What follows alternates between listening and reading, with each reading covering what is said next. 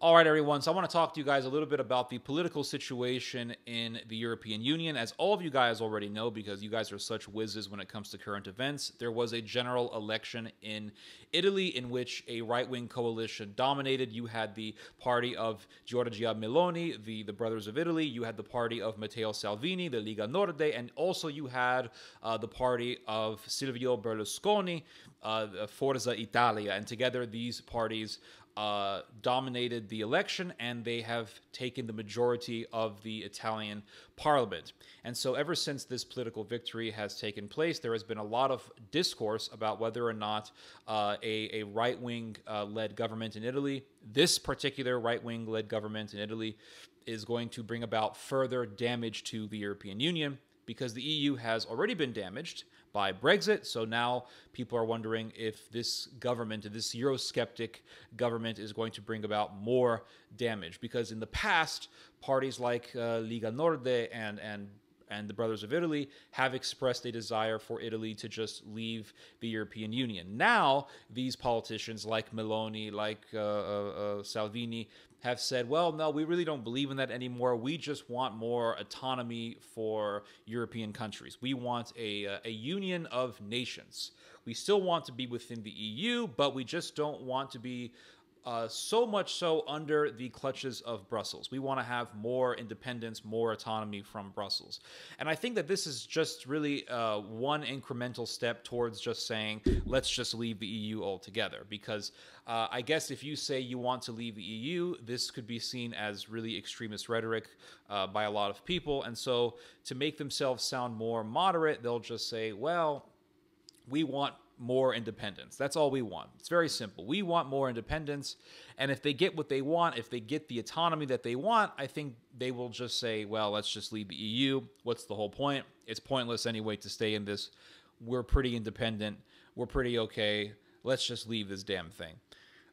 It's kind of like what happened in Yugoslavia when centralization began to decline, and then these states within Yugoslavia got more autonomy, more independence, and then eventually they just broke away from Yugoslavia, and Yugoslavia is no more. That's why there's been all this talk about whether or not this right-wing-led government will bring about more damage to the EU. All of this talk about autonomy, all of this talk about greater independence from Brussels. It kind of reminds me of what's been going on in Poland. In Poland, for years, there has been this legal battle between the Polish government and the European Union over the judicial system of Poland. Poland wants to have the authority to do what it wants with its judicial system, and the EU says, no, you can't do that. You have to abide by our judicial rules. And the Polish government says they don't want to do that. So for years, there has been this huge legal battle, and there has been a lot of talk on account of this about whether or not Poland will one day just leave the European Union. So all of this talk about autonomy and independence from Brussels, I think, is reflection of European unification as we know it deteriorating. And I think it could give the green light for the Germans to further say, well, all these countries want to leave, not leave, all these countries want autonomy from Brussels, all these countries don't want to cooperate by the rules of Brussels, so really what's the point of all of this talk about being European? I think us Germans need to pursue our own interests, just like these other countries like Italy, Poland, Hungary are pursuing their own interests. We got a sample of this a number of years ago with Angela Merkel when she said Europeans need to lead their own destiny. They can't really put their trust on the British and the Americans anymore. And I think this was just a precursor to Germany just saying, let's do what's right for Germany and really to hell with everybody else. And I think in the future, the Germans are just going to say, we need to follow our own interests. In fact, we've already been hearing this sort of rhetoric. Recently, Olaf Scholz, the Chancellor of Germany, stated that the German military must be the most powerful military in Europe. This is basically Germany saying we need to follow our own interests. We can't rely on the Americans for security anymore. And to reference Merkel, we really can't trust the British anymore. So, and the British were the biggest obstacle to the idea of a pan-European military force. And I think this whole idea of a pan-European military force is just a way of saying a European army led by Germany, or really a German-led military with European acolytes, with European followers of Germany, European auxiliaries. So with all this talk about autonomy, I think it's a reflection of the breakdown of the EU. And I'm not saying that the EU is going to disappear, but what I want to say is that the European Union is going to transform. It's already undergoing a transformation, with Germany wanting to become the biggest military force in Europe. Now, ever since the beginning of the EU, the German economy has been the leading economy within the European Union. In fact, the German economy was the most powerful European economy even before the formation of the EU. And now the Germans want to become the biggest military force in the European Union. So I think what this is going to do is it's going to transform the EU from just being an economic powerhouse to being a military powerhouse, with the Germans leading militarily, and with other European countries following Germany's lead. And so the Germans, I think, will say, we're going to be the most powerful military force, and if you guys want to join us, we'll embrace you as our allies. And this, I think, will be sort of the future of the Union. It's basically German-led military powerhouse, German-led economic powerhouse, a combination of these two. And we're basically going to see the revival of the Reich. That's what this is going to be, because America doesn't want to protect Europe anymore. America wants to focus more on Asia. So America wants Germany to become more militarily independent. But of course, this consists of America's concern of Germany getting a little too close to the Russians. But I think in the future, there's going to be just really an obvious manifestation of animosity between Germany and Russia, just as it was during the Second World War and also the First World War. But yeah, that's how I see the future of the European Union. All this talk about autonomy, Germany will say, well, we want autonomy as well. We want to be free from having to deal with all of you blood-sucking Southern Europeans. There is most definitely a North-South divide in Europe. There's definitely a North-South divide in Italy. And it's very strong. And the Northerners see the Southerners as sort of lazy and not efficient. And the Northerners see themselves as brilliant industrial people.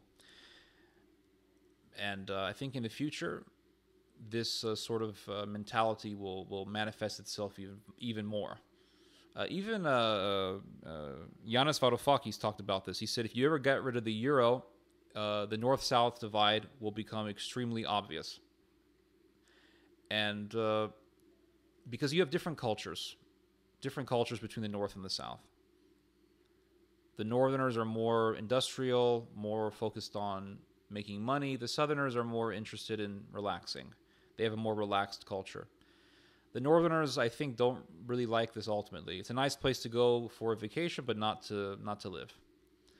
So these cultural differences, I think, will manifest themselves as greater political policy, with the Germans wanting to dominate Europe, and the Southerners really having no choice but to subordinate themselves to the mercy of the Northerners. Something like that. Anyway, you guys just heard some theology. God bless.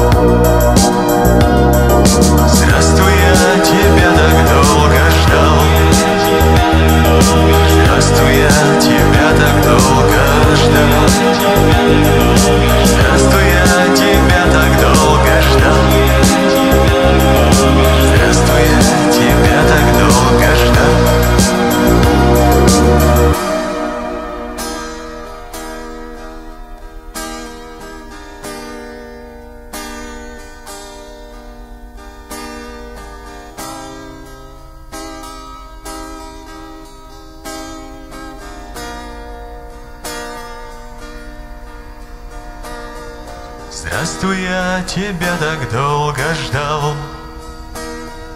Здравствуй, я тебя так долго ждал. Здравствуй, я тебя так долго ждал.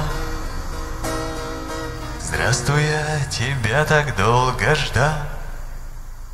Здравствуй, я тебя так долго ждал. Здравствуй, я тебя так